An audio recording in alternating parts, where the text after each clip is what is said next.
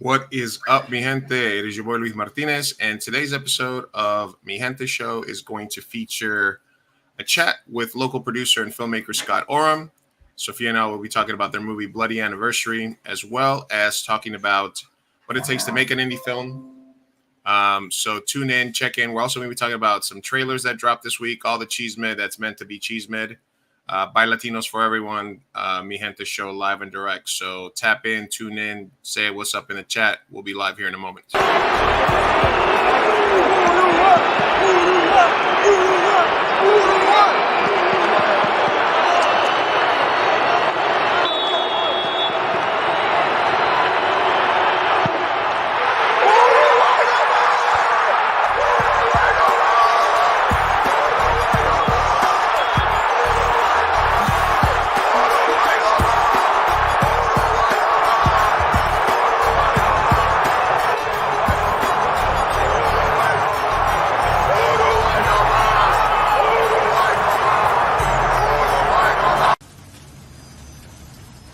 You look lonely.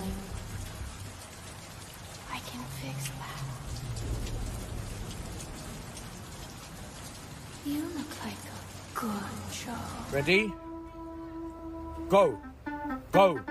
Go. Oi, oi, oi, oi. More energy, more energy, more power. Oi. Bloody hell, mate. Oi, oi, oi, oi. Oi, oi, oi. Oi, mind up. Oi, yeah. More energy, more power. Oi, oi, that was mad. More passion. Let me see that footwork. Footwork. Give it to them. Give it to them. Give it to them. More passion. More energy. More passion.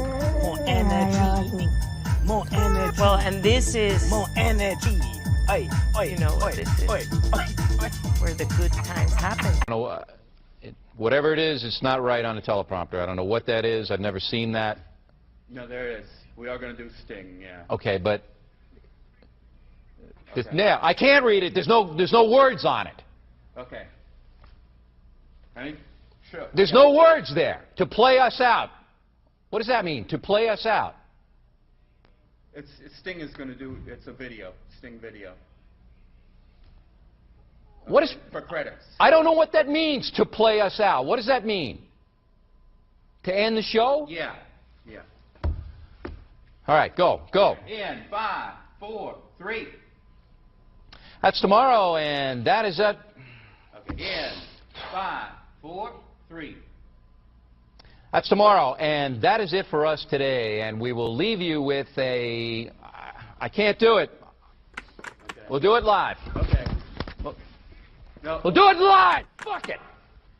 Do it live. I'll write it, and we'll do it live. Right. Fucking thing sucks. In 5, 4, 3. That's tomorrow, and that is it for us today. I'm Bill O'Reilly. Thanks again for watching. We'll leave you with Sting and a cut off his new album. Take it away. Huh? So you're telling me there's a chance? Yeah! Do it! Just do it! Don't let your dreams be dreams. Yesterday, you said tomorrow. So just do it! Make your dreams come true! Just do it! We obviously didn't communicate clearly. We're here to discuss your surrender, not mine. Tú eres tan romántico molestando con una vipa. Me preguntas si te quiero. Yo te digo que no estoy lista y no quiero comenzar. No hay nada que empezar. Yo te dejaré atrás. Mientras gano más y más. No estás en mi nivel y tú no eres obligación. No estás motivada y tú aburre corazón. Eres un idiota sin inteligencia y razón. Entonces déjame tranquila mientras escriba tu canción. Tú eres tan romántico molestando con una vipa. Me preguntas si te quiero. Yo te digo que no estoy lista y no quiero comenzar. No hay nada que empezar. Yo te dejaré atrás. Mientras gano más y más. No estás en mi nivel y tú no eres obligación. No estás motivado. Corazón, eres un idiota sin inteligencia y razón. Entonces déjame tranquila mientras escriba tu canción. Estoy aquí.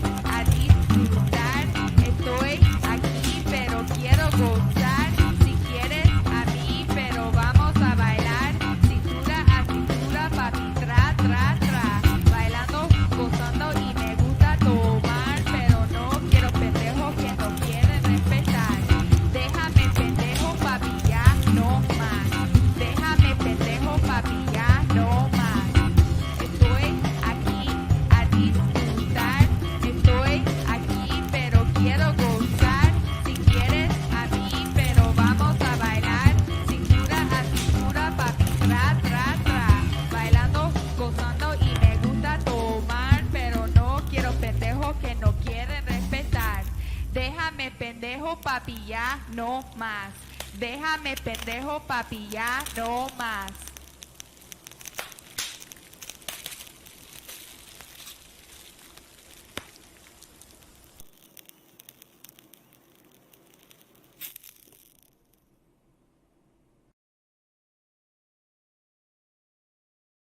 What is up, everybody? It is your boy Luis Martinez, aka Big Chief Burrito, live with you on Tuesday. Yes. Tuesday night, baby. The YouTubes, the Firesides, the Instagrams, the everything live on MiGente Show. What are you saying? Live. Everywhere. We're live everywhere. Live everywhere. Yep. My co-host, Sofia Carrillo, thank you for everybody joining us on YouTube. Instagram is also live. What's up to Andrew? Who joined us on Instagram. Let's see if anybody else pops in there. Instagram, YouTube, Facebook is open tonight. So, you know, Ooh. all over the place. People are all around the world. I'm gonna hop in. How's that song go? Which one? The one Well, song. the one that I was thinking was "Pimping All Over the World." Oh, that's awesome. That's Yeah. Anyway, live and direct, live and alive. We're here. We are partially queer. Get used to it. Get used to it. It's not Pride Month anymore, so we're not allowed to, I guess. San Diego Pride, right? True. All of July, baby. It's almost up. It's great. It's almost time. It's all you got the whole month. You guys double up. You guys greedy. That's why I still have all the hats, all the Pride hats back. Yeah. All the Pride hats are still up. Yeah. All right, tonight is a what's up? Catanation Studios. Big shout out we gave you guys last week. Yeah, and then they reposted that today. Thank you, Mr. Catanation. Can't wait for your logo reveal this weekend. I'm excited. Shout out. We love him. It is the summer. You know what I just realized today as well? What? Comic-Con is in like 2 weeks. Are you serious? Yeah. Wait, you have a ticket. How did you just realize this? Because I am oblivious to everything. But you, how? Because, you know, you register like 6 months ago and stuff like that like that. So it's like, oh, and then I saw a post today by the Toucan thing where it gives you tips like use deodorant, stay to your right, shit like that. And then it was like, yeah, fucking July 25th through the 28th. And I was like, oh my God, Comic-Con. I got to make plans. I got to figure out what days I'm going to be there. What's up, Sophia? What's up, Sophia Carr? The only one there. Oh, there's another Sophia. 2 Sophias joined. There's a Sophia that joined right after. On Instagram. Thank you guys. If you guys are over on Instagram, appreciate you guys. If you want your comments posted on screen, you come on over Sophia to Lopez. Hello. Sorry. Continue. Hey, what's going on? So yeah, Comic-Con's in literally 3 weeks. 2 weeks. 2 weeks and 2 days. Yeah, so it's gonna be hectic. Oh yeah. Yeah, it's gonna be hectic. Are you gonna go every single day? You have to, right? You can't not. Well, remember with Miguel from they're also going to be doing ChicanoCon at Border X. And I think Jorge is coming down. A couple of other people are coming down. So we probably got stuff that we got to be doing over there as well. So it's gonna be a lot of fun. A lot of activities happening this summer in San Diego. It's fucking jam packed. It's June gloom is done. This is peak San Diego summer right now. So it's insane. And then we're about to have a soccer team. Like the Padres are playing. Like it's too many things. It's a lot of things. What did you think of my little added intro? I loved it. Congratulations. Now, partially the reason I added that is because the filmmaker that we were supposed to have on, Daniel, is Brazilian. So I was going to be a little gentle, little nudge. It's going to be a little friendly banter. But I don't know if he found out that I was Uruguayan or something, and he's like, "I'm not going on that guy's show." He said too soon. Yeah, I was being kind of obnoxious. Oh yeah. So personal news, real quickly. I did go to. My voice isn't still all the way back, as you can tell. But I did make a turnaround trip to Las Vegas. I went and came back to Vegas in like 16 hours. Holy shit! Why would you do that? I mean, it makes sense. Yeah, Uruguay. It was basically a combination of things. It was the fact that it was Copa America. It was either going to be, the way it was lining up was going to be either Uruguay versus Brazil or Uruguay versus Colombia in Vegas. Mm-hmm. Those were the two possibilities. There was a chance that Uruguay went to Glendale to play, but they were pretty much guaranteed to play in Vegas. Yeah. So I talked to my nephew like a week ago, and I was like, "Hey, are you going to go?" And he was like, "Yeah, I'm going." So made plans, set it all up, got a dog sitter, had another dog sitter, did the whole thing. Left here, got to Bakersfield, sort of Riverside area where he lives. Then we drove from there to Vegas, 125-degree weather in the fucking desert. Terrible. Made it to the game right as the players were coming on the field for the anthem. Mm-hmm. Got to see Uruguay win. It was very emotional. I had my dad's hat.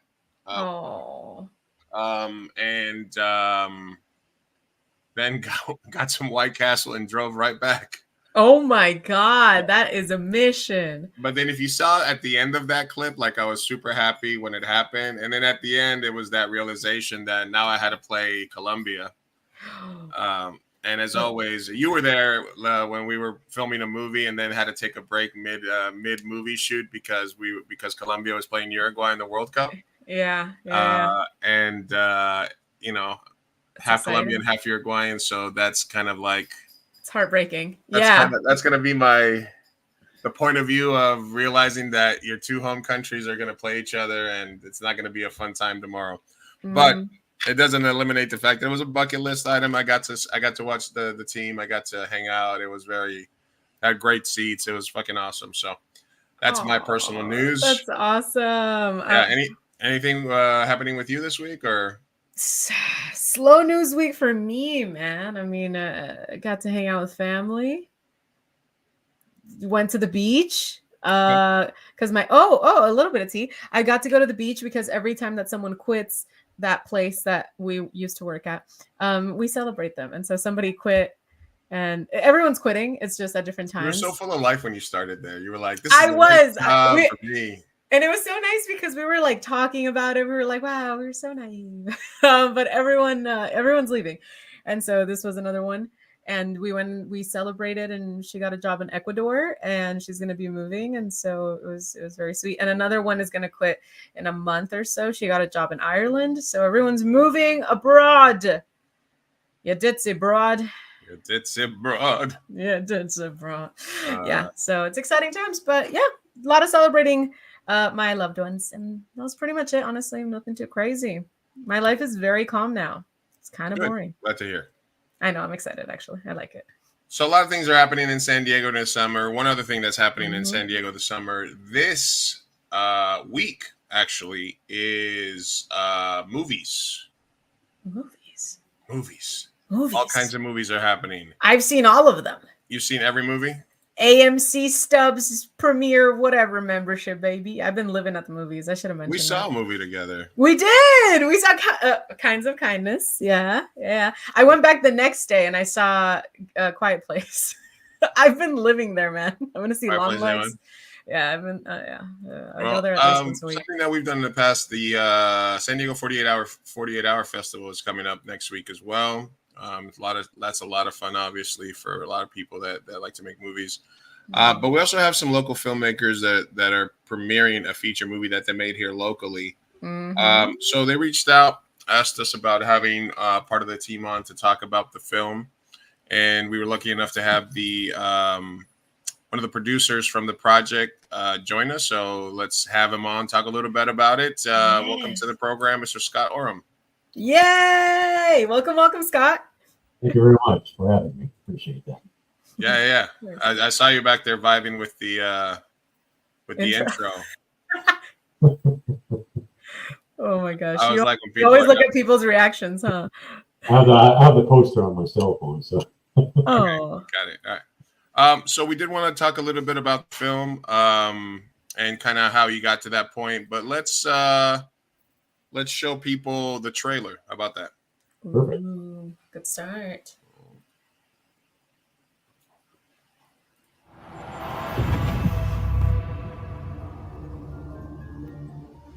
I will protect you. You will never know want. You will only know joy.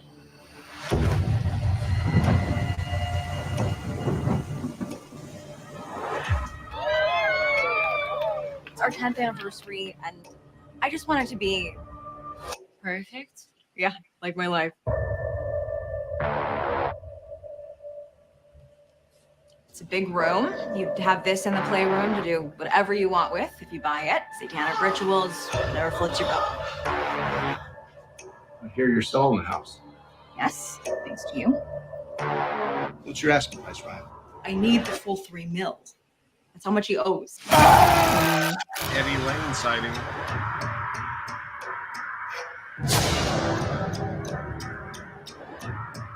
I hope this ritual can save your marriage. Maybe they're part of one of these crazy rings of millionaires that take children's sweat when they're scared and drink it. You know, like a formula to stay young. That is drunk from Oh my god. Oh, my baby, my poor baby. I'm getting my money tonight, one way or another. Oh my God.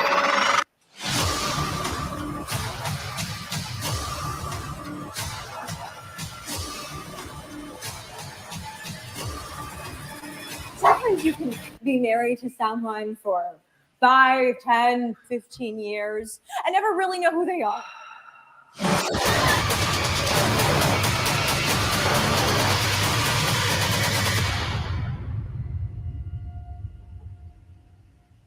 Happy anniversary, Munch. Oh. All right. Oh my gosh. The happiest of bloody anniversaries to you, Scott. So tell us a little bit about the project, where it started, how did you become involved, et cetera, et cetera. Sure. Bloody Anniversary is a suspense horror film. And we started back in 2019. Daniel Florenzano, the director of the film, and I tried to come up with a story revolving around a plot involving a suburban housewife who accidentally kills her best friend during her 10-year wedding anniversary day. And she has to not only cover up the crime, but also entertain her guest at her wedding anniversary party, and at the same time try to persuade her rich friends to purchase her house so she can pay off her debts or her husband's debts to a crime boss. And we had some complications with respect to establishing a solid plot line. So what we did was we hired a writer by the name of Catherine Tomlinson, and she created about 3 drafts, and it wasn't quite solid, but it was a starting point. And then Daniel came in and did some revisions on the script. I think he wrote seven drafts after those 3 drafts. All right. So once we were able to get that full plot line going, we were able to get a team together in 2020 during the pandemic. Oh wow. We did have a couple of investors on board, but in the last minute they bailed out because they were afraid of what would occur during the pandemic, whether or not they're going to get their money back and all this other stuff. And obviously society had shut down at that point. So what we did is we were able to scrap the money that we needed from other investors, friends and family and whatnot. And so we started shooting during the pandemic on November of 2020 for 20 days. And And then we segued into 2021, shooting there for about 4 days, and then did some pickup shots in 2022. And then we went into post-production. That took us about a year and a half or 2 years. And up to now, we pretty much wrapped up post-production a couple months ago, to be honest with you. So, and here we are today. We have a special screening, which I can tell you guys a little bit more down the road here, coming up this week on Thursday, July 11th. Oh, wow. That's exciting. It seems like it was a very drawn out project because of COVID. I'm curious to know, like, what was it like shooting during the pandemic? Yeah, so as a producer, obviously, I had to make sure that my production team, as well as all the actors and crew members, were compliant with the COVID guidelines. And with the exception of the actors, when they're in front of the camera, obviously they can't wear a mask. So when they're acting, but when they're not acting, obviously they would have to comply. But we were able to shoot in one house, two houses actually. One house was the primary residence where we shot most of the interior shots, and that went really well until the last day that we were there. We were unfortunately kicked out by the homeowners association. So, oh my goodness! Yeah. So that was a HOA. HOA, yeah, and that was an interesting challenge. But luckily enough, beyond a miracle, one of our cast members was able to provide us with his house in San Marcos, and we, on that last day that we got kicked out, we went to his house, stayed there till 3 o'clock in the morning, and it was he had a room there, and that room pretty much was the perfect setting for additional scenes that we needed to shoot. Luckily enough, we were able to accomplish that, and then in 2021, we shot most of the exterior scenes here in East County in El Cajon, not far from El Capitan Mountain. And the homeowners over there were pretty friendly, flexible, kind, and nice. And obviously, we were still under the auspices of the COVID guidelines, but it was remarkable because the views of El Capitan Mountain, the backyard, they even had an infinity pool, which was pretty great. And but luckily enough, we shot there for 4 days, and we did shoot some other scenes in different locations around San Diego, office scenes and some other stuff. But nonetheless,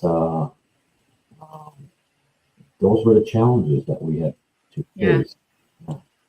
So as as a local filmmaker, I sometimes, because it seems like it's a horror / crime thriller / like day in the life / mix up situation here from the trailer.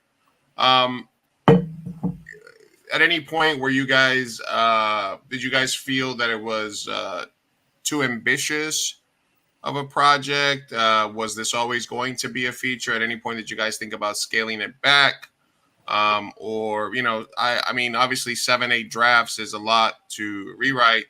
But at any point did you feel like you could have scaled back, or were you afraid that you weren't going to reach the finish line for a feature? Well, Daniel Florenzano, the director and writer as well. When we were going through the revision process, the hardest part was trying to get all the elements of the story together.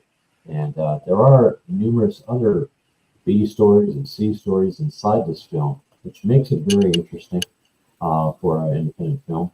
horror slash suspense, and eventually it kind of blew up to like a big script, and it's clocked in at 110 minutes. So normally some of these films that you see out there in the theaters and as well as online usually are clocked in around 85 to 90 minutes. So to speak. But in order for us to really tell this story the way we wanted to, we had to, add some more stuff to it. So you're at 130 minutes? Wow. No, 110 minutes. 110. Yeah, 110. Okay, I thought you said 2 hours and 10 Oh, minutes. no. We It's like, whoa. that would be a big challenge. Yeah. That would be Titanic. Yeah. So one of the things that I always say about independent films and short films, etc., in general, is that a lot of times people make the mistake of shooting their second draft or shooting their third draft, and really, you don't really get all the shit out until you get to a fourth, fifth draft of a script. So for that, I commend you. How different is draft 1, 2, and 3 from draft 7 and 8? The basic framework with the first writer, we were stuck trying to figure out what would be the centerpiece of everything happening.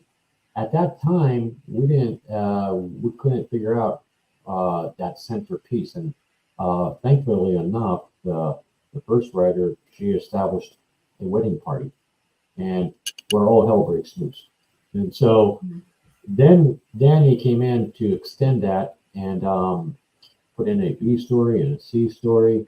So it doesn't entirely center around the main protagonist, who in this case would be Ryan, who is the suburban housewife who, who's entangled with a lot of mischief with respect to her husband's debts to a mob boss and a number of other things that happen along the way. And so we were able to get the necessary elements after those 7 drafts put in place to make sense of the whole story. And that's where, and then obviously the 7th draft, and the final 7th draft has that wedding party and a number of other scenes that were added by Danny that weren't in the first 3 drafts. And it came into full circle at the end, making the story the way it is and reflecting the title, which is Bloody Anniversary. We had gone through a number of title changes along the way to get to Bloody Anniversary. Right. Yeah. How big is the cast total number? End of the. I would have to say, if you're including extras as well, the primary cast is about maybe 27, 28. But if you're looking at extras as well, you're looking at maybe about 60. 60. Wow. What about crew? Was it kind of like a skeletal crew, or was it a big project? We had a lot of production. We had a lot of production. Wow. Assistants, and some of these production assistants were first timers, so they were able to get their feet wet and dirty on the production. And then we had some, what do you call it? Prior people with different experiences and skill sets for certain positions. So that was roughly, I would have to say, maybe 15, 16 crew members. All right. Doing different gigs. Yeah. And you guys are having a premiere this Thursday here locally in San Diego. I put the link here for tickets in the comment section. So if you guys are in San Diego and want to come to a red carpet again, red carpet event and watch a film with a lot of San Diego talent produced locally. I know it is incredibly hard to produce a local film. We produced a feature with like 130 actors here in San Diego several years back, and so I understand how that is. So I wish you guys nothing but luck at the premiere and distribution, etc. And what can people look forward to this Thursday during your premiere? Well, the premiere, as you had mentioned on the link there, it's going to be taking place at Regal Cinemas on the second floor in Parkway Plaza in El Cajon, California. Oh, very nice. And we between 6:30 to about 9:30 or 9:45, and there's going to be a red carpet where people can take their photographs, videographs, and then after the film, we're going to have a short Q&A with the filmmakers and some door prizes along the way. Excellent. We had a question here from Instagram. TZB asked, what was scheduling like? What was the logistics of a 60, 80-person production between cast, crew at any given time? Yeah, especially during COVID.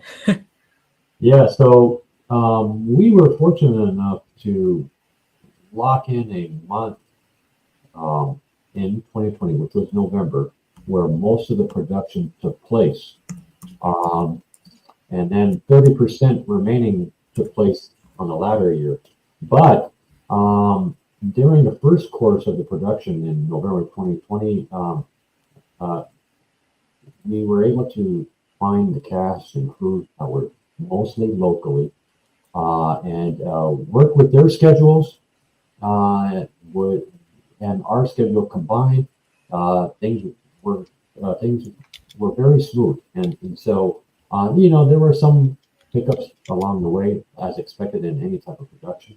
But with respect to scheduling certain actors and their availability, as well as crew members, but nonetheless, it was very tight, and we were also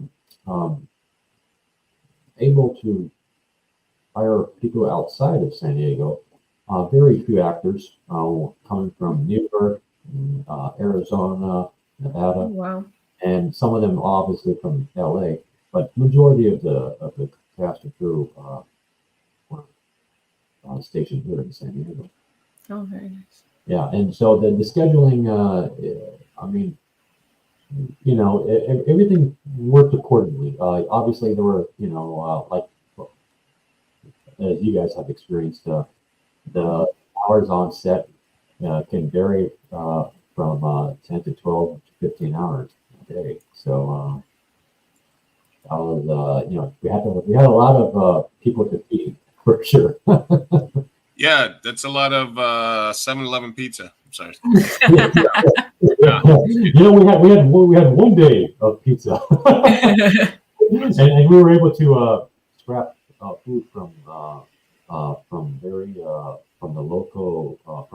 some local markets here and restaurants that were kind enough to provide us with burritos and all kinds of food. And then obviously there were times where we were able to provide the cast and crew with some fast food. You can't go wrong with fast food. So listen, when in doubt, go burritos. I'll make sure to get a burrito one day at 2 a.m. Yeah.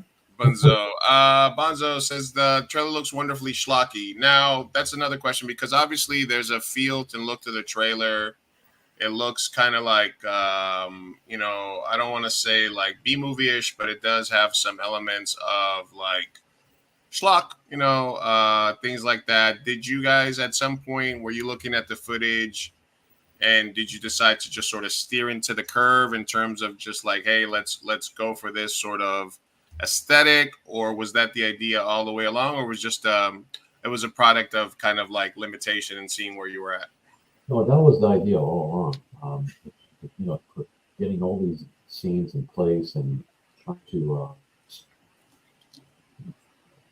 make certain things stand out and get the audience who's looking at the trailer interested in figuring out what's going on here. That and element of surprises. And so that was our intention going into making this trailer, and with the music along the way, and that trailer best represents our plot line. And so, Okay. Nice. I mean, you had me at the Rubik's Cube of Destiny and the GIMP. Yeah. Can't go wrong with a GIMP and a Rubik's Cube in your trailer. Yeah. That particular prop, the Rubik's Cube, had some impact throughout the beginning as well as towards the end of the film. So, but nonetheless, all those elements that you see and certain props along the way in that trailer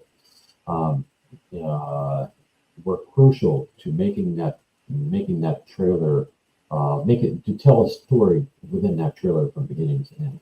Mm-hmm. And, we're hoping that everybody caught on, and obviously we're hoping to see a lot of people attend our special screening on July 12th. Yeah, I'm excited to see it. Yes. And you know, we would like to extend to your listeners, obviously through you, Luis and Sophia. Yes. We would like to provide 2 free complimentary tickets to your audience members, and however you want to give that out to them, maybe like a drawing. Ooh, we should raffle them off. You know, Let's do it. Yeah.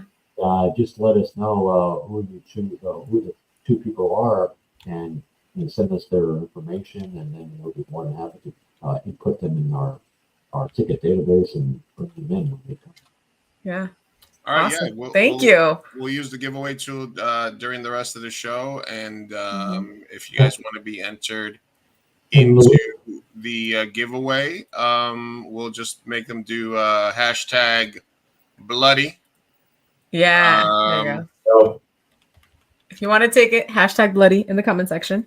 Hashtag bloody, and we'll do a drawing and let you guys know if who wins there. That's awesome. And that's this Thursday. It's this Thursday, July 11th, at the Regal Cinemas in Parkway Plaza in El Cajon, California. 6:30 to about 9:30, 9:45. 6:30 to around 7:05 or 7:10 is the red carpet, so people can take their photos. And then from say 7:15 all the way to 9:05 or 9:10 is the screening. And then after the screening is over, up to about 9:45, we'll have a Q&A and some more prizes giving away hats and t-shirts. Ooh, okay, fun. All right. And the link is in the comment section. The link is in the link to the screening is in the comment section. The link to the website to find more about the movie is also in the comment section. Yeah, absolutely. And there's a 15% discount off of the ticket price, and on the event site where people on Eventbrite. Mm-hmm.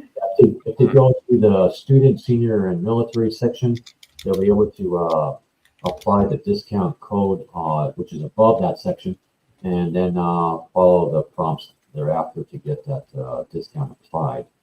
Alrighty. All right. Well, Scott, thank you very much for stopping by. I know that was kind of a last minute thing. We were trying to get you guys on last week. It didn't work out. So we wish you the best of luck on this screening on Thursday. As somebody who's made independent feature films here in San Diego, I understand that it is a task, and it can take years to bring a project to life. So I'm glad you guys are steering into that sort of aesthetic of the type of film that it is, and hopefully you guys find an audience for it. Thank you very much for having me, and once again, Bloody Anniversary this Thursday, July 11th. This Thursday, don't miss it, guys. All right, thank you, Scott, so much for being here. Thanks, Scott, for being a part of it, man. Tell Daniel he's still welcome to come on another time to talk movies when he's not too butthurt about the loss. I appreciate that, and he was kind of bummed that Brazil didn't win, but oh man.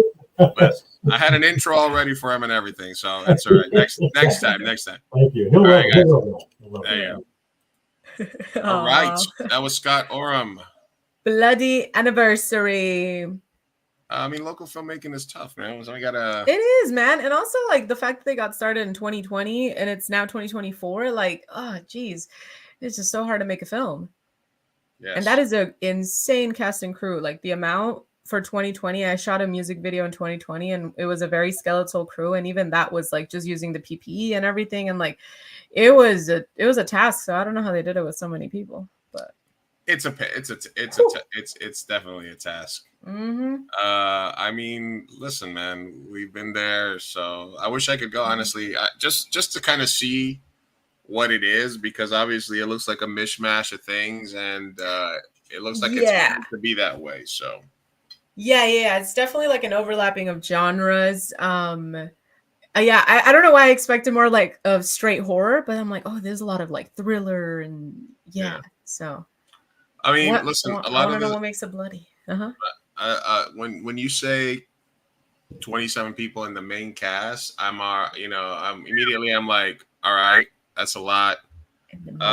But you know, I literally made a movie with like 130 people. I was gonna call you out on that. I'm like, Slapworthy, hello. Well, no, but they were Blacklisted had like Slapworthy had what like 22 people maybe that had. But I would also say that they weren't all main cast. You know, like Blacklisted had like 130 people with speaking parts. Jesus. Yeah, that was kind of like, and we wrote that scene by scene, and the individual scenes are better than the sum of its parts. So that's kind of what I'm interested in seeing, because when you're putting together a movie like that, sometimes when you're doing things on the fly and you're making revisions, the individual scenes might be solid or have a purpose, but do they flow together for a cognitive sort of arc in a story is the problem. Mm-hmm. Yeah. Mm-hmm. Yeah. So. All right, cool. So that was Scott Oram talking filmmaking with us about Bloody Anniversary. Yeah, absolutely. And then Destiny just absolutely roasting. Ryan being himself. Oh my gosh. Ryan is, hey, listen, man. We do what we can. We gotta promote local filmmakers. We gotta do what we gotta do. Exactly. Speaking of local filmmaking, just something in other. Yeah, thank you, Scott. We appreciate you guys. Thank you, Daniel. Scott. I work Thursdays, but I'm gonna see if Sophia can go, and we're definitely gonna try to give away those tickets. So I will try, but I cannot guarantee. Thank you, appreciate you guys. Yeah. So extension of, I guess, I have another Substack out, guys. If you guys are interested in, I got that earlier. Did you read it? No, because you already told me the story. I started it and I was at work, so then All right. So for you guys interested in I promise I'll catch my up. director's blog journey, I have a Substack. Yes, sir. It's free for now, as a lot of things are. But essentially, it's where it's called Where Creativity Meets Money, or How Lou Fumbled the Bag.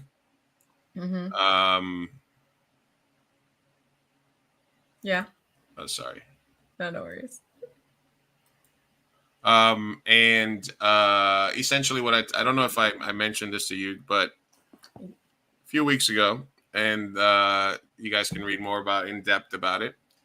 A few months ago, somebody asked me if I would be interested in the process of converting a bikini model's Instagram, Facebook page into a short film, independent film content page for a male audience, 90% audience, which was obviously right in my wheelhouse, something that would be pretty easy for me to do.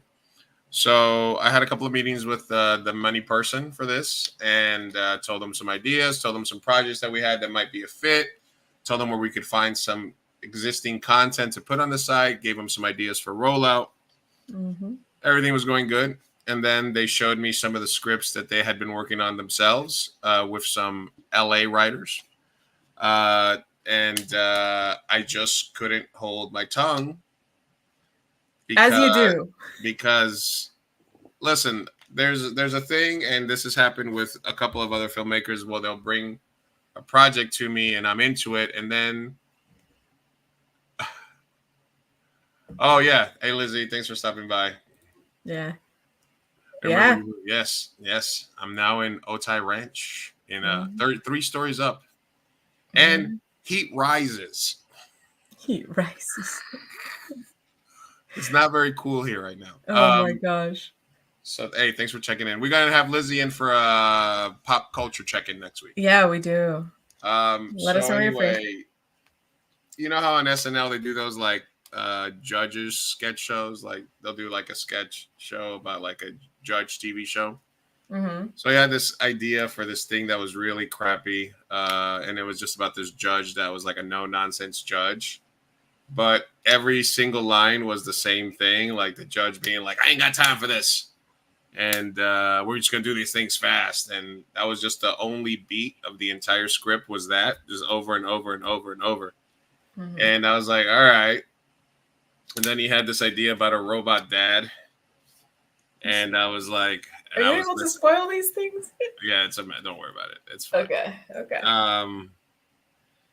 And like I said, sometimes when people bring me a project, if I get involved, it sort of becomes my project because my personality is so big, and because like I always think when we write scripts for 48 and stuff like that, the writing room is a writing room. The idea either sells or it doesn't, and if you have an idea, you have to sell it. It has to resonate in the room. It has to. That's what a writing room is. The idea either floats, lives, or it dies. And his ideas were just dead. And I was sitting there, and he was like, kept looking at me for like validation while he was reading me this shit. And I was like, dude, do you really, if I'm going to be a part of this, do you want my honest opinion? And I was like, this shit fucking sucks. Did you say that, or did you deliver it a little? No, I said it as is. I said this. Listen. As Brian, as I'm channeling Destiny here. Listen. Yeah, listen. Well, it was no good. I told him that, and he got really butthurt. Then he's like, "Well, I didn't like this movie," and I was like, "Well, who gives a fuck?" I was like, "All right, cool." I was like, "I'm not gonna get butthurt about it." And then I tried to salvage it, and long story short, I fumbled that bag because he texted me a few days later saying, listen, I'm going to go in a different direction. But here's the thing. He never told us what the original page was, which seemed kind of weird because he never was like, here, this is the name of the Instagram and Facebook page. So you can go verify that it's got X amount of million subscribers, right? Mm-hmm. So I thought that was kind of weird after the fact that he never gave us that. And he still did want a couple of the ideas that I had. He still wanted me to give him like an idea and a budget for it. So I still might be able to get a little money out of it to make something that I wanted to make that was kind of an idea. So, but at the same time, like I said in my Substack, it only took me a couple of seconds to get over it because at the end of the day, I want to be creative again and make movies. So I had already talked to Brian. I had already talked to Oscar. I had already talked to a couple of people, Jordan, a couple of other people because there was like a sports element to it. And I had already talked to a couple of people about different things for it. And I was like, other than the fact that we'd have to build our audience organically, there's nothing stopping me from making these projects, So, I said, fuck it. Let's just do them. I mean, yeah, if a project doesn't feel right, it doesn't feel right. Yeah, and if you have to like sacrifice who you are or tone down your energy or you know what I mean, like like there's a reason somebody recommended me to you. You needed somebody who could produce, direct, edit multiple projects, who could work for a 90% male audience, who had some credibility, who knew a lot of actors, producers, filmmakers, models. All of these things made me right for the job. But if you don't think I'm funny, or if I don't think you're funny, then it's not a match. I mean, devil's advocate, it's not selling your soul if you don't super love a script of a project, but that's not your job to necessarily change it. You could get producer credits or something. Like there's different roles and each role requires something different. I know that like it's not preferable. You rather work for something that you believe in and you love and stuff like that. But if it's for money, a job's a job, at the end of the day. But it wasn't like I was going to get paid. I was going to benefit off of ad revenue once the project was up and it was like long term, So if it didn't do well, then you don't benefit.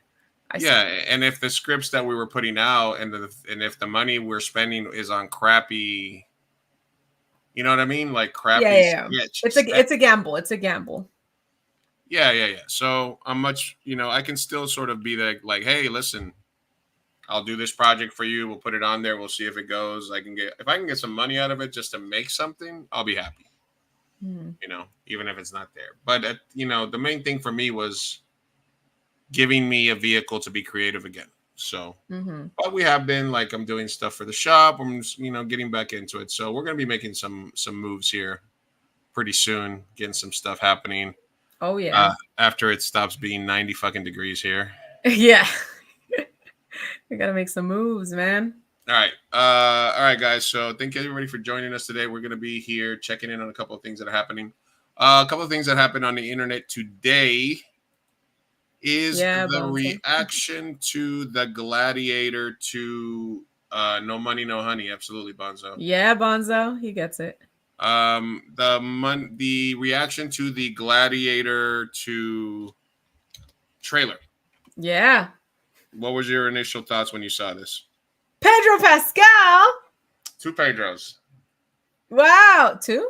There's two. There's a Pedro and a Paul. Paul Mescal and Pedro Pascal. Oh, I don't know who the other one is. Paul Mescal? Pedro Pascal. I don't know who that is. He was the other guy in the trailer.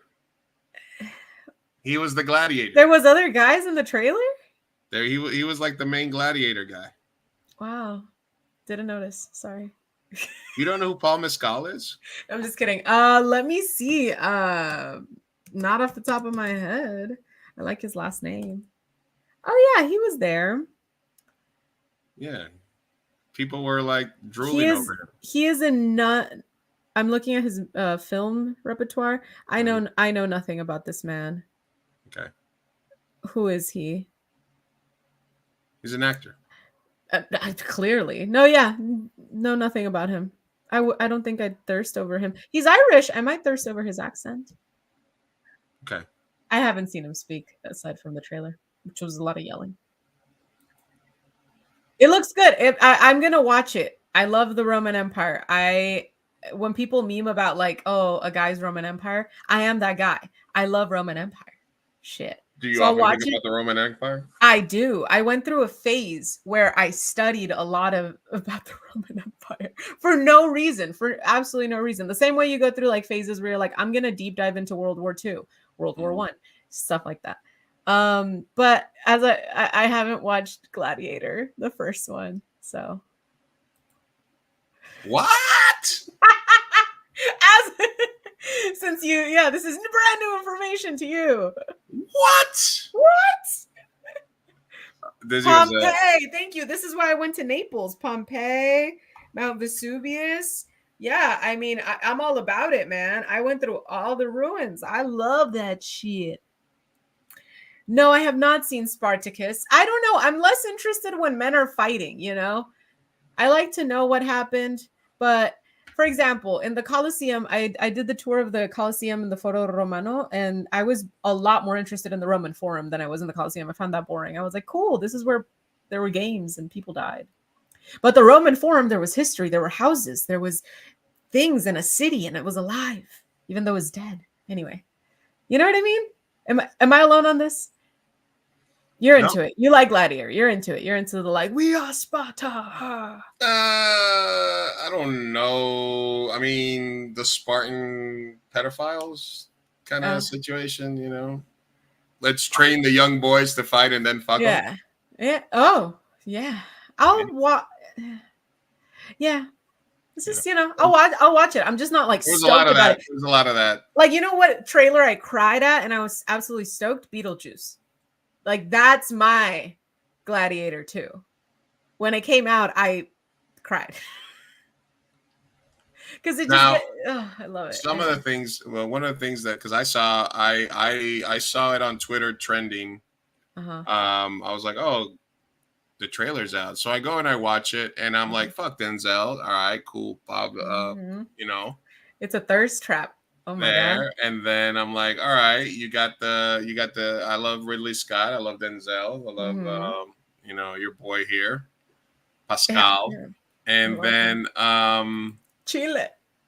Then there's hip hop, some Jay-Z songs in the trailer.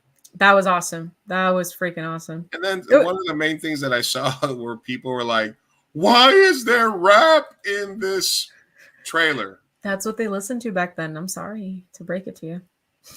But what is the appropriate music for what was the music in Roman Empire like? I don't fucking know. Just like marching music. Was there like a drum? Were they singers? Were they like a cappella? Was there a choir?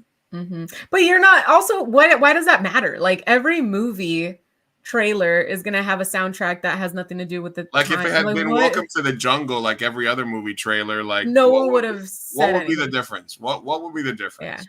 Yeah, no. Why does the fact that it's a Jay-Z song? Because the Jay-Z song mentions the Coliseum floor. Coliseum. I was gonna say it says Coliseum. It's got some references to the Empire. Yeah. So so what is the fucking big deal about what do you need?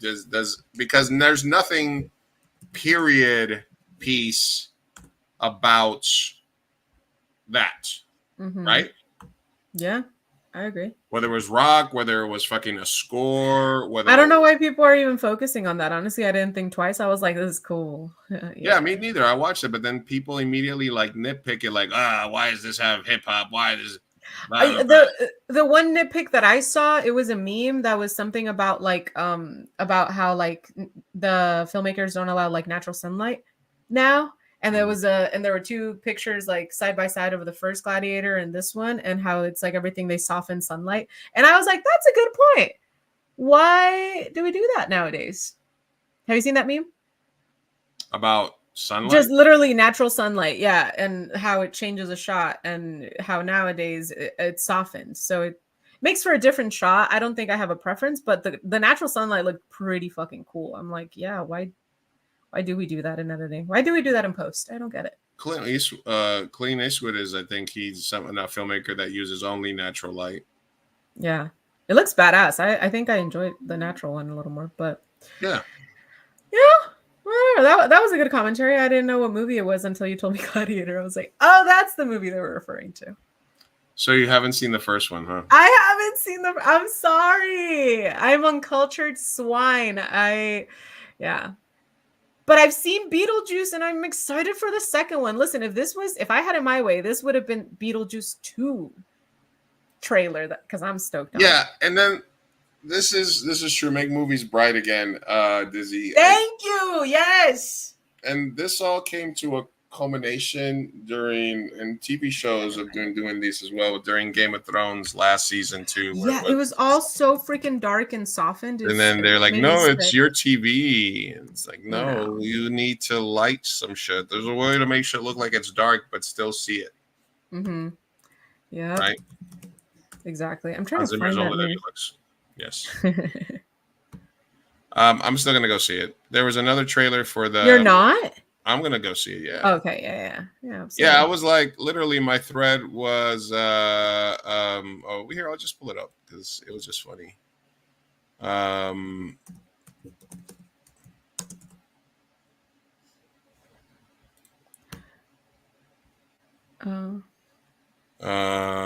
Here, this is Twitter for you. Is it? So the trailer is there, right? And then this person says, this looks terrible. Rap music doesn't belong here. Why is Denzel acting like he's in Training Day? The story makes no sense to me. I'll give a pass to the costumes and set, but wow, didn't want it. Very disappointed. It's a trailer. Why is okay, nobody, first of all, I don't understand why people are hating. Nobody spoke with a British accent in Roman empires either. But we forgive everybody for the period pieces where they all speak in English accents for no fucking reason, right? Mm-hmm. So there's nothing authentic about a movie set in Roman times with actors speaking like they were English. Doesn't matter. Yeah. So I was like, rap music. Why is Denzel? Because he's Denzel. He can act like however the fuck he wants. I said I liked it, and I'm looking forward to it. Going to give Ridley, the Pedros, and Denzel the benefit of the doubt. You're the one person on the entire site who thinks so. I was like, all right. Oh my gosh. So Twitter's still lit then. Yeah. Twitter's still Twitter, man. Twitter's still twittering. It's still happening over there. Nice. Yeah. I sent you the link, by the way, of the meme on Reddit. Did you? I did on the chat. Yes, sir. Did you? Let's see what we got here. Clicky. It's nudes. Haha. Okay. See what I mean? So you're saying? Do you agree? Do you agree or disagree about softening sunlight? So which one's softening? The one on the right? Yeah, of course. The first side looks better. I mean, they're two different aesthetics, I guess. Yeah. I think that when I look back at like that film or what's the one with Brad Pitt? Troy. Something about Troy. Yeah. Yeah, that they're correct though. There used to be a lot of natural sunlight, and I feel like now it's like not a lot of people mess with that. Anyway. I don't know, man. I'd like to see the making ofs when it comes out to see should we tell the dude that it's just a still from a film and not the final color from the film itself? That's interesting. Yeah, Redditors went crazy. But I think it's because people are like ganging up on the movie and talking so much trash that it just seems defensive. But this is a point that I can give in. Okay, yes, natural sunlight is better in my opinion. But the other points that you're mentioning, they're stupid. Yeah, I mean, I don't think what you put on. I don't think the trailer music is the trailer editor is obviously sometimes not the same editor of the movie. The trailer editor is trying to do a very specific job, get people excited about the film, get a buzz going, and you add a Jay-Z song, and Denzel's in there. I think it's a choice. Yeah. And I don't have any problem with it. I don't either. Forgiven. That's it. Everybody is forgiven. Yes. Everybody needs to calm down. Go watch the movie. Go watch the movie. Just go watch it. Shut up. Just go away. So many things in the world we could talk about other than just freaking song of a trailer. Jesus. And you haven't watched a second of House of Dragon this year, right? Not a lickety split. No, I don't have HBO Max, man. Tell them to put it on Netflix. How about that? Okay. Nah, I guess. Yeah. No. Is it good? Thumbs up? Thumbs down? I read the story. I know how it ends.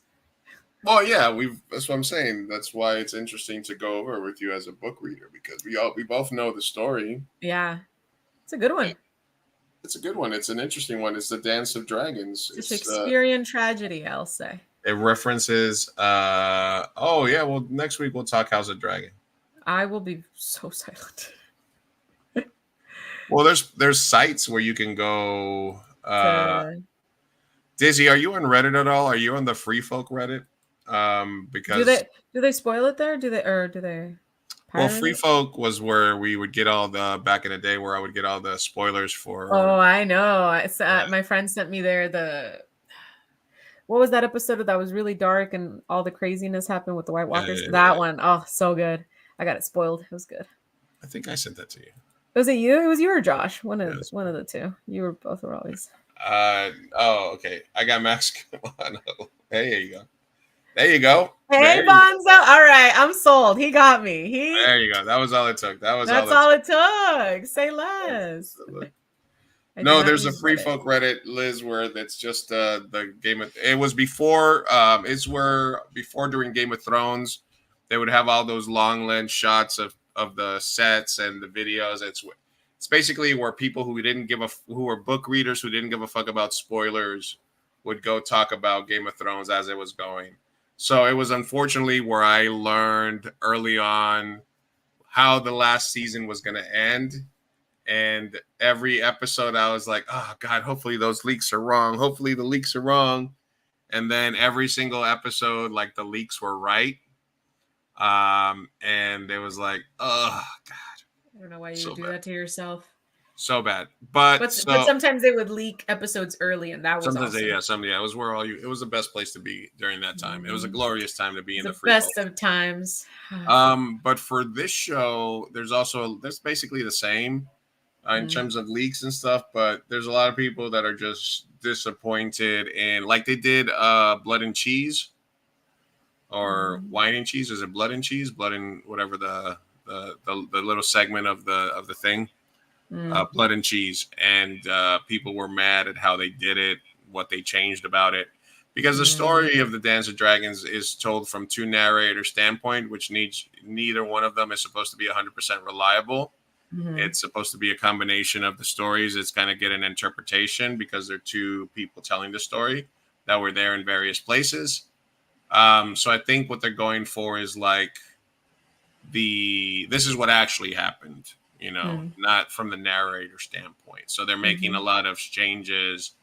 As with every Game of Thrones adaptation, they're adding characters, combining characters, taking characters away, changing stuff. So it's interesting. They're still dragons though, so that's cool. Dragons are cool. You and Bonzo can max and chill. Yep, let's max and chill. Wherever you may live, whatever state. Max and chill. I'll fly out. You'll fly out. I'll pay for the flight, but not for the max subscription. That's working. That's work. That's not working smart, is it? Yeah, no, not at all. Listen. Listen, Linda. Anything else happening this week? Let's see. Tabs. Tobey Maguire was dating a 20-year-old, but his wife was defending him. Oh, how old is he now? Like 49. Oh, Jesus. So there was a white party in the there was a white party, right? And you mean black? Oh, white. What? White party. Yeah, white party. They were wearing black in the first one, and now they're wearing white. Okay. So Toby's face there. He was seen leaving the party with this 20-year-old model, which why the fuck not? You're Tobey Maguire. You're fucking Spider-Man. Yeah. Yeah. It is what it is. 49, 20. Let's not make that not a good thing anymore, all right? Let's people be. Is it because you're getting there? You're telling me if I become a successful filmmaker at 49, you're gonna deny me 20-year-old white party models? Come on. Yeah, no, I feel you. Make them great again. Would you deny yourself? I mean, look at her. No, yeah, she's hot. I don't know. Listen, I think go for it. I'll always go for it, and then people can judge you however they please. Yeah, because I think it's sad, but I also understand he's fucking Spider-Man. He's rich as fuck. He can get hot girls, okay? And this 20-year-old is probably very happy about it. So do it. You're both consenting adults. I don't care. Who cares? Now, do I think you're immature because you're not even waiting for a 21-year-old? You can't even drink legally. Now that's creepy. Like, yeah, I think you're a creep. What if you don't like to drink? Okay, so then a 12-year-old would be okay by that consensus. No, Sophie. Okay. There's laws for a reason. Yeah. I don't know. I just think anybody above 25. Okay, don't apply to Spider-Man. I think anybody above 25 going under 25 is just a bit creepy. However, it's not impossible that it's a beautiful love connection. Who am I to speak? I mean, it just seems like celebrities can get away with it. Yeah, 100%, because the pool, and that's the thing. Like, this is the reason why celebrity couples don't last is because everyone has so many freaking options. The world wants to fuck all celebrities, Cher is dating like a fucking 12-year-old. I don't know. Like, how old is the kid? No, actually, wait, he's like 30. Never mind. See, that's what I mean. That's even less creepy. She's like 70 something. I know there's a huge difference, but above 25 is what I'm saying. Why do guys always go for like fetuses? Guys, I feel like always go for the most baby looking, like I'm going to do 18, like 17 and a half and 3/4. Like y'all go really, really, really young Whereas I'm like, a solid 25-year-old is just as hot. You're telling me that there's a huge difference?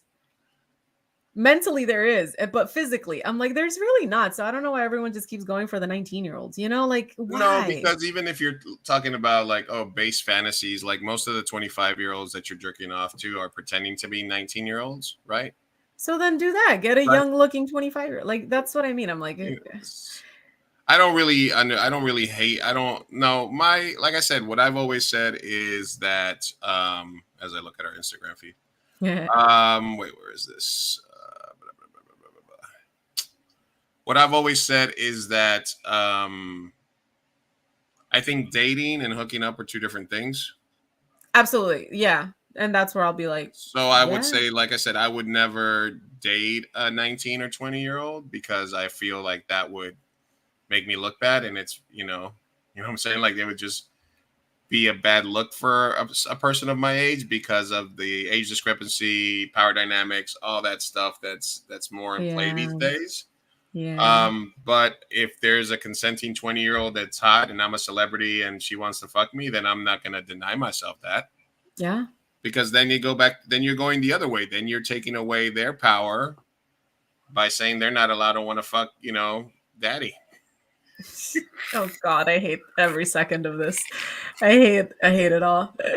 I mean, no, and I agree. Yeah. I agree. I think the only thing is like, even if it's like consenting adults or whatever, it's always less creepy to go for the slightly older one. If you got a 23-year-old and a 19-year-old, please go with the 23-year-old. Yeah, absolutely. So 49 and 20 is just, I don't know. It's just, okay. There's other hot models, I'm sure there. Like, why you got to go for the baby? Jesus. But then that's the same question. It's like, at what age it was 18 for the longest time. Listen, it was 15, 16 for the longest time. Yeah. And in South America, in other parts of Europe, it's still 15, 16. It's all super subjective because technically as soon as a girl gets period, she's good to go to have babies. So if we're talking like we're animals and you want to date as young as possible, then like hypothetically a 13, 14-year-old technically would be a good choice or whatever. The libertarians out there are trying to bring that back again. Yeah. So I think I think it's more of a subjective moral thing because you can totally have that and have, sort of a correct viewpoint in that, yeah, a woman can get pregnant at that point. It's more of a moral argument of when someone is mentally developed and how much the power dynamic is there. So it's subjective. I mean, to me, I find it cringe. To me, I think that you're mentally immature.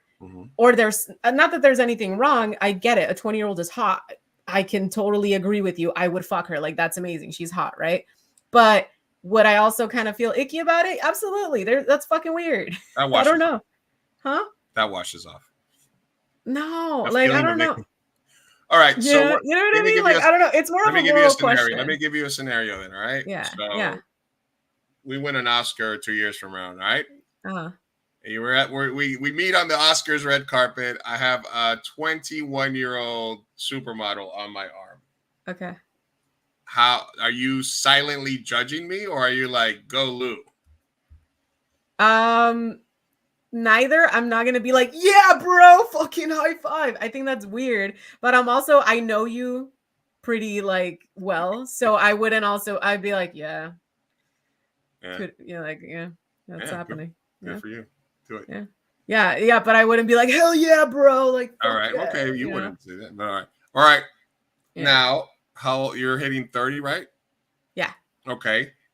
An 85-year-old dude is like, Sophia, I'm like super into you. Please come marry me. And you have no attraction to it, but he might keel over any day. No, I mean, what is worse? Me dating a 20-year-old or you dating an 85-year-old? That's a moral question. I think both are abusive because an elder and a baby. They both approached us. 20-year-old model approaches me, says, "You're a fucking director. I'm a model. I want to be on the red carpet with you. I want to give myself to you so that I can eat off your fame and I can and this. Yeah, absolutely. And the 85-year-old's like, I want to give you money and have you sit on my lap and change my diaper. So it is exactly the same feeling. I like at my core, I'm getting the same feeling in that it's cringe. I'm not gonna high five it. Like Sharon, I think her man is like 30 as well. Like he's 30 something, and she's like how fucking ancient. And when I look at them, I also get the same feeling as freaking Spider-Man and this 20-year-old, where I'm like, it's not like a fuck yeah, she got a young one, or fuck yeah, you're getting that MILF money, you know? It's cringe. Because I'm just like, it's just weird. Like let's be honest, you would rather be with someone younger than like 90 something or however old she is. And Tobey Maguire, let's be honest, she would rather be with someone hotter, and probably like if she found someone that was hotter and had more money, she'd probably swing that way. So everyone's just dating for beneficial reasons, right? And they're both cringe because Cher is taking the bait, and in this case Tobey Maguire is also, you know, so it's just cringe. I don't know. Both are equally cringe. I'm not like judging, like cool, go for you guys, I hope you're happy, but it, you know, it's cringe. Feels cringe to you? Yeah, it does. It doesn't look good. Like next to each other, no. Like she should be fucking hot models. Like it doesn't look good on Tobey Maguire, but he's a celebrity. He can do that. It doesn't look good on Cher. She looks like his great grandmother, but she's a celebrity and she can do that. So it's like, all right, but it's cringe.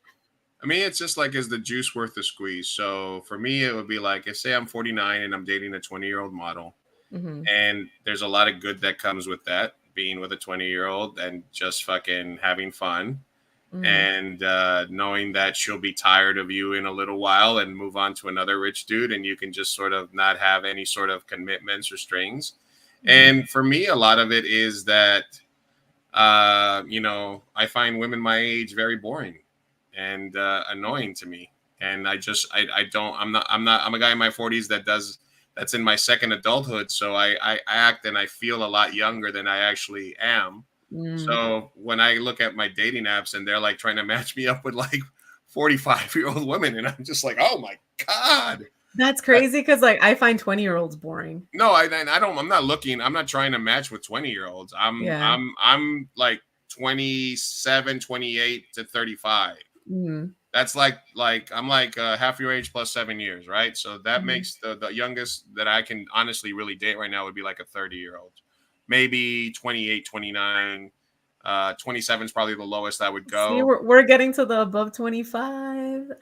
Yeah, for me, absolutely. That's my rule. I'm like, for me to date and be in a relationship with, absolutely has to be above 25. Yeah. My range. To be in a range. relationship with them, to say this is my girlfriend, this is somebody that I'm with, she would have to be probably 27 and above, right? For me, because I'm 46. And that's still 19 years. You know what I'm saying? But I'm not an old 46. Yeah. You know what I mean? So that's what I'm saying. But like I said, I'm not going to deny the woman her independence. And if there's a 23-year-old that's like, I want you, and I'm just like, all right, yeah. And that's why at the end of the day, when you ask me like the two scenarios, I'm like, at the end, yeah, do it. Like fucking do it. You're both grown adults, and you're doing yes. But does that stop me from cringing? Allow me to cringe a little, okay? Yeah, you gotta cringe. No, yeah, you gotta cringe. Let me cringe. I know that you would secretly judge me if I showed up to the red carpet with a 22-year-old. I'd be like, you do you, boo boo. Yeah, but I was saying, for me, as long as it's a consent, I don't see a problem. But I do find where there's a big age. Yeah, exactly. So thank you. Exactly. Thank you, Lizzie. That is exactly it. I'm like, I can find it weird, but you guys can also do it. You're both consenting adults. Yeah.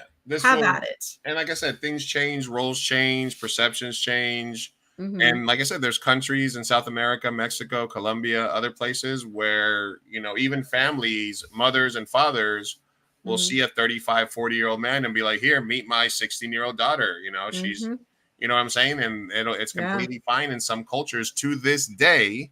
And then there's also people who are like, oh, my grandfather was 32. My grandma was 16. He stole her from Mexico, took her to fucking LA, and they've lived happily ever after. And or is it like he raped her multiple times? They had 10 babies and Stockholm syndrome. And then but in that time, she was like 100% in love with the guy, right?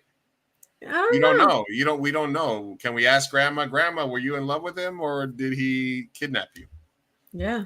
And then people, your grandfather is a pedophile.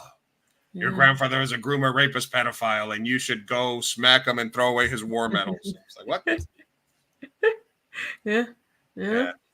But I think society used to be okay with all of that, you know, because women were objects. We learn more. We learn. As you go. Yeah, we learn. All I'm saying is, don't give me no dirty looks on the red carpet if you see me with a twin. No, I'll smile, but let me silently judge. Let me silently I know. cringe.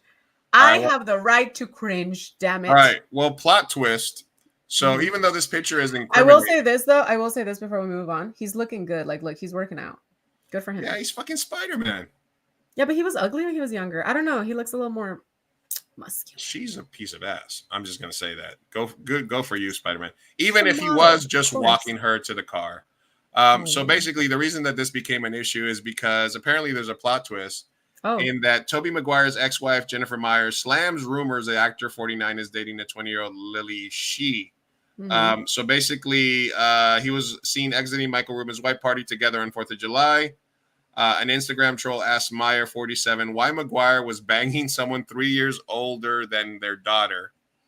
That's another thing. See, that's so cringe. Oh God. So basically, somebody asked her like, "Hey, why is your husband banging somebody that's 3 years older than your daughter?" I guess his daughter's 17. And she responded on Instagram, I don't usually respond to such nonsense, but he was kindly helping a friend to her car, being a good guy, and now he has blasted online for dating someone he is not. But thank you for your rude comment. I hope it made you feel better. And then she also said, Toby is as good a guy as it gets. So we're just talking about nothing here. He was just walking, or is that probably like her defending him? I don't know. No, so that was the plot twist, is that apparently he's not dating her. His ex-wife went on Instagram to defend him. Yeah. But then obviously, if my he was in the Leo DiCaprio. Yeah, Lizzie. Yeah. What are they called? What was her name? The something. He's in Leo DiCaprio's group of friends, all a bunch of fuckboys. Yeah, I mean, you are who you hang out with, right? So I wouldn't be surprised. Yeah, listen. At this point, I feel like just own it and allow people to cringe, but just I feel like if I was married and there's a picture of me going outside with a 20-year-old model after a white party, and I'm Spider-Man, and my wife's like, "What the fuck is this picture?" I'd be like, "Listen, I'm just walking her to her car." Mm-hmm. And that's the thing you say if you're Spider-Man. Yeah. And then your wife comes in and defends you, and then you still get to bang the 20-year-old, and all's right with the world. Yeah. Or plot twist, she's in on it. They have threesomes all the time. It's craziness. And she's just trying to redirect the conversation. Sorry. But, just spicing it up a little more. Spider-Man's bringing a 20-year-old home for his wife? Ooh. Who's to say, What's the wife? Old couples get bored. All right. No, they're divorced, so I mean, good for her. Then why are you calling her the wife? Never mind. Then ex-wife. Ex-wife. That's why. Yeah. I just think it's interesting that she went on to defend him, like on Instagram, like. Yeah, she didn't have to do all that. She let Toby be. Let Toby go get his. Yeah. I agree. Why not? Nothing's happening. It's all happening. Everything's happening. Nothing and everything. Nothing and everything. Yeah, Chisme, man. Hey, listen, I just thought it was an interesting idea that was happening there. Yeah, I mean, it's equivalent to like the pool boy thing. It's like What about the pool boy? Older woman fucking a younger man. You're like, yeah, but also, Listen, and Nicole Smith did it. A lot of people did it. Yeah. And you know what? Who knows? You might do it. I might do it. Who's to say? But everyone's allowed to cringe.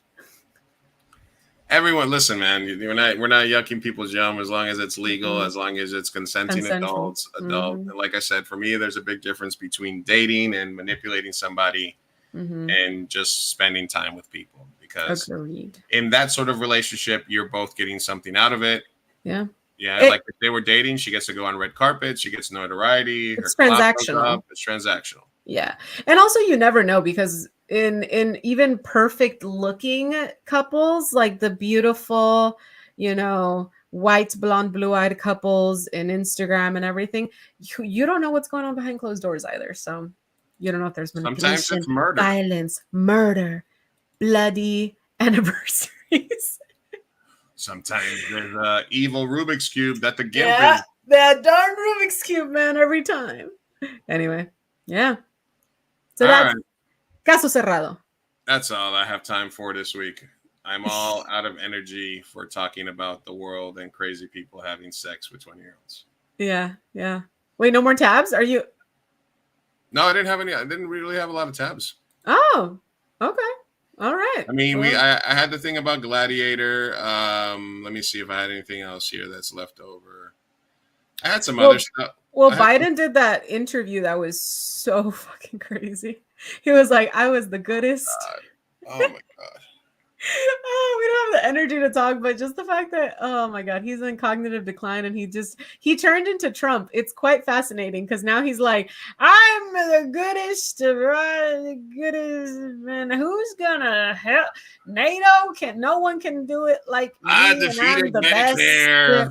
Yeah, and I'm kind of enjoying it because I'm like, that's exactly what Trump is, but for the right. So kind of loving it a little. He's just like, I'm not stepping down. Listen, okay. Only God can tell me to. And I'm like, yes. Scariest goddamn thing that I saw today was they released a poll that said that if they replace Biden with Hillary fucking Clinton, no, that they could beat Trump. Well, here's the thing. I believe that whoever they replace him with, I think could win.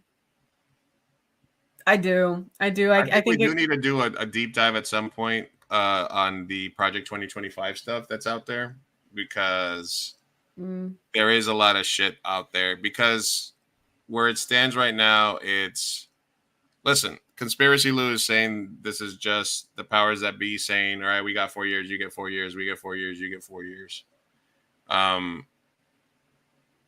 But if we're talking about the reality of another right-wing president being able to name 2 more Supreme Court judges, at that point we're living in a freaking dictatorship. Like there's no... at that point it's and judge appointments, DOJ appointments, the down bullet losing the House and the Senate. That's fucking scary as fuck. Like marriage equality gone. Contraception, in vitro ban, transgender rights rolled back, out of the military. He literally said, have immigrants fight for sport, like immigration detention camps, and have a sport where immigrants are fighting each other for like citizenship or something. Jesus. Detention camps, mass deportations. Yeah. I don't know. Like, and the Democrats are banking on people being so scared of that they're going to vote for the decrepit crypt keeper. Well, that's what I mean by, because people are scared of that. So, I'll never get over what they did to Bernie. So, you and I both, sister. Yeah. They did our boy dirty, and paying the consequences. And it's kind of funny, at least for a brief moment in time, to see that they're paying the consequences, and they're trying to get this senile man out of office, and he's just like, I'll know I did the best job, and only God can tell me. Who would lose worse? Would Biden lose worse, or would like a Clinton, a Kamala Hillary ticket get worse? I don't know, because I think that people right now are so desperate that they might vote for whoever's on the ticket. I really do think that even Hillary Clinton can probably make it through. I mean, I know he's also a fucking neocon and just a fucking because at the end of the day, Biden is just as bad. Like, he's not as bad as Trump, horrible. but He's horrible. But he's horrible. He's trying to outright the right. I loved today. I saw this interview where he literally said, like, "Oh, the elites are against me now and they're trying to get me out, but I'm not going to give in to the elites." Like, same talking points as Trump, right? But I just thought it was so funny because the elites are who got you there, bro. Like, you do what the elites tell you. And this is the first time that he's standing up for himself. And he's like, I'm not gonna follow what they say. But those are your bosses. That's who they. When Bernie was winning and he was about to win the primary, suddenly everyone, all the elites got together, and everyone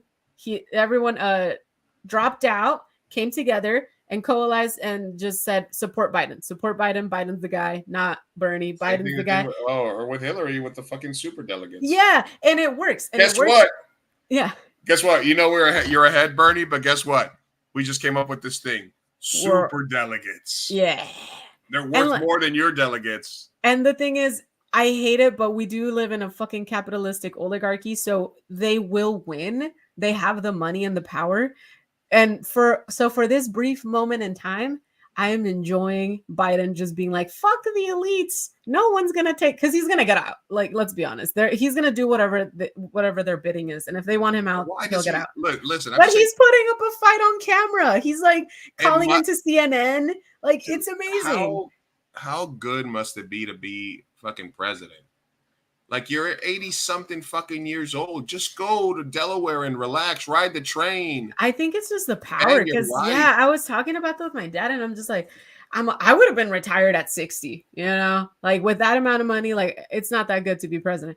But I think it's just the power and his little senile brain. The power just feels great. Yeah, it just feels amazing that he's like, I'm not doing what the elites are saying. And it's amazing. So I'm just enjoying that. But he is going to get out, I have a feeling. Because at the end of the day, money talks in this fucking country. All right. So we're July 9th. Huh? July 9th, right? August, September, October, November. 4 months from now. Uh-huh. Election is going to be over. Yeah.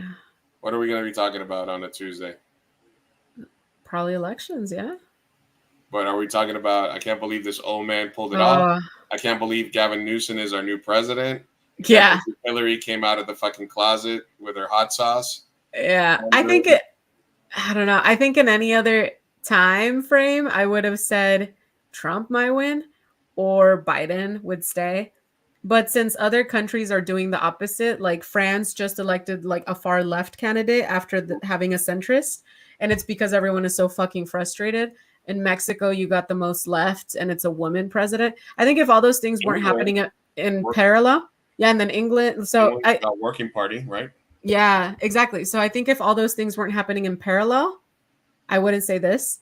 But I have a feeling it's going to be a younger man, maybe Gavin Newsom, who knows, and that they are going to win. Because at this point, it's whoever. They just have to be younger. So you think if they keep Biden on the ticket, they lose? Or do you? Yeah. Or I mean, there's still a lot of single issue voters that are abortion voters. Yeah, exactly. That's what makes me. White middle class women are oftentimes single. That's what makes me second guess because there's people that believe like I will vote for Biden's a dead body over Trump, and so those people are obviously still going to do it. It's more so the people that are swayable to like, well, he can't even think straight, so I'm going to go with Trump. But how many people are like that? You know what I mean? So I don't know. But when they sit there and they're like, but what does voting for Trump mean? Mm-hmm. And you're like, oh, God. Yeah. So it's definitely going to be a lot of shit, a lot of sucking. Yeah. They're on the side where all the Nazis are voting. I think that Biden is going to get replaced by a younger man and they're going to win, whoever it is. Before or after the convention? It's got to be before, right? It's got to be now. It's got to be in the next 2 to 3 weeks. Yeah, it has to be now. Yeah. It's got to be in the next 2 to 3 weeks. And they're already talking to him. He like went frantically did 2 interviews in like the scope of like 3 days and like just showed off to be crazier than he actually is. So it's gonna happen in the next week or 2. It has to. You gotta let it go, man. You gotta let it go, Joe. It's Jover. It's Jover. It's Jover, baby. And you know what's funny is I heard that the AOC and someone else from the squad were supporting Joe Biden. And I can't help but to think if they're supporting him, because they're enjoying it as much as I am. I'm really enjoying this like nutty Joe that is standing up against the elites because those are his boss. That's your boss, and you're over here like, no, the elites are trying to get me out. Like, yes, they got you in. You know who I blame is whoever the director of that CNN debate was, because they could have just cut to a full shot of Trump after they first caught him doing grandpa face, like they could have done a lot more. Oh my like God. let's say you're Trump and you're talking and I'm Biden going no, I meant just staring off in the distance. right. Yeah, wait, I gotta look at you. oh my gosh.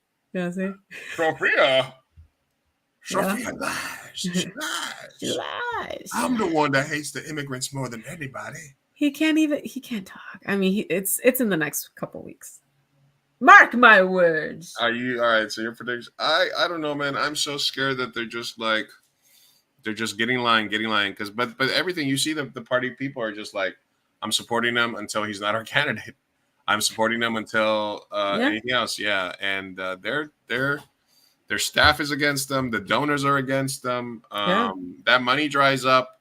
Yeah, I will be voting for Marianne Williamson. So. But I'm in California, so everyone please vote Joe Biden or whoever you fucking want.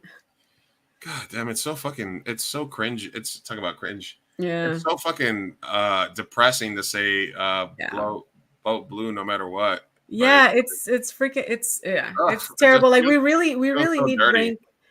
ranked choice voting, okay? So dirty. I know. The literal lesser of two evils, and they're both basically just shit.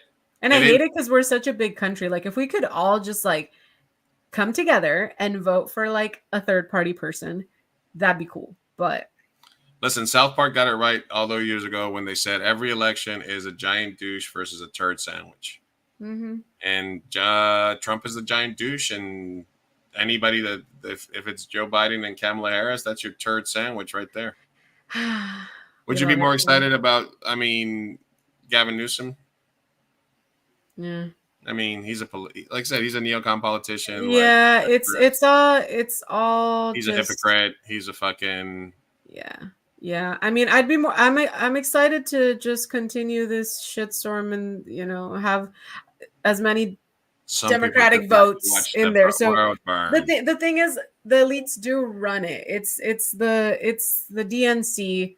It's not one person. So whoever they choose to be their figurehead, I don't care because it's not them who's making the rules, Yeah.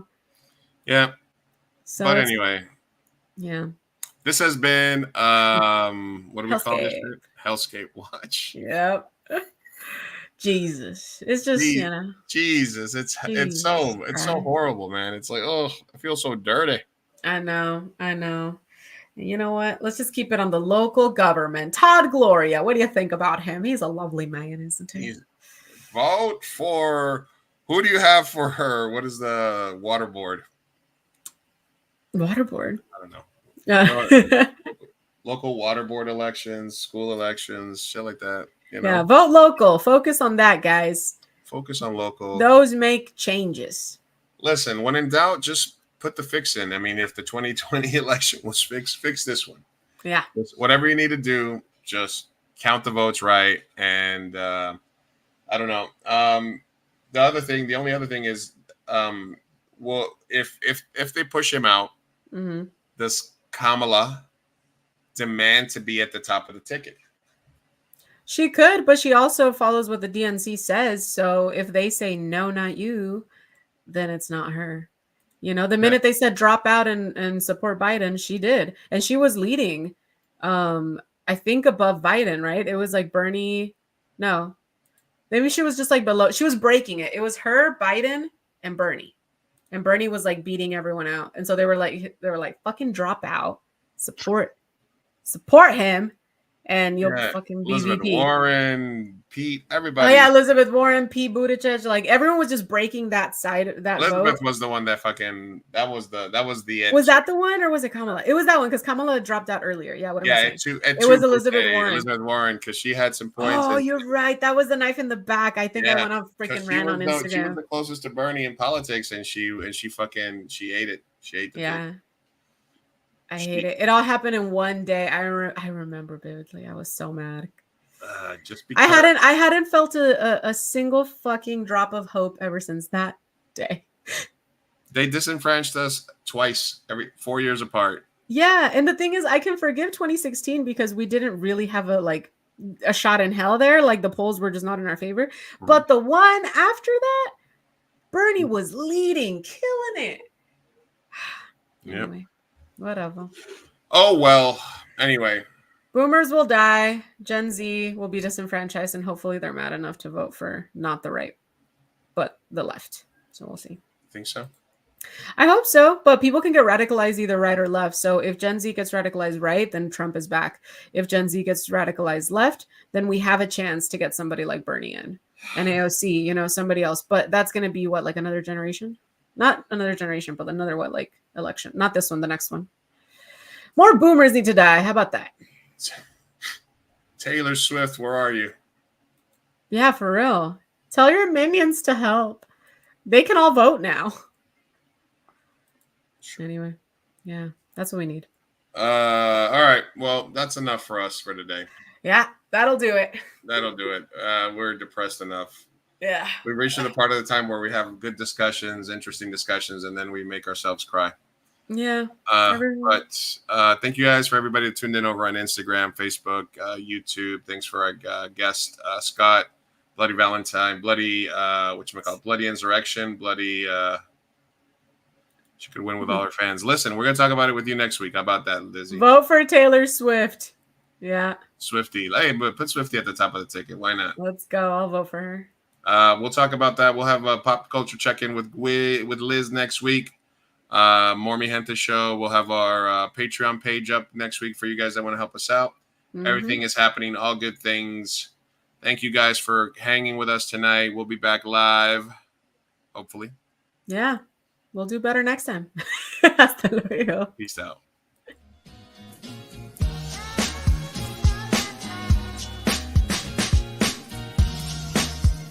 Vamos, papá, hay que irnos. Me estoy aguantando desde que pusieron el domo. Puedes esperar. Muchas personas trabajaron en esta película y solo quieren que te aprendas sus nombres de memoria. Y yo quiero asegurarme de que ningún animal resultó lesionado durante la filmación de esta película. ¡Listo! ¡Uy, palomitas en el suelo! Oh. Espera, parece que Maggie tiene algo que decir. Es su primera palabra.